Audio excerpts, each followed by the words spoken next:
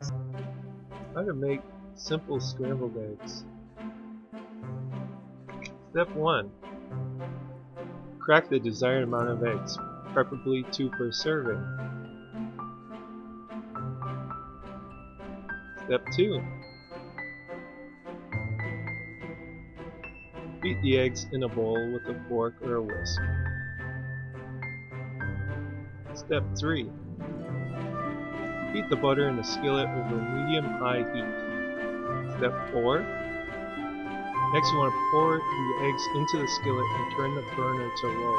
Step 5. Stir and cook the eggs for 3 to 4 minutes. And step 6.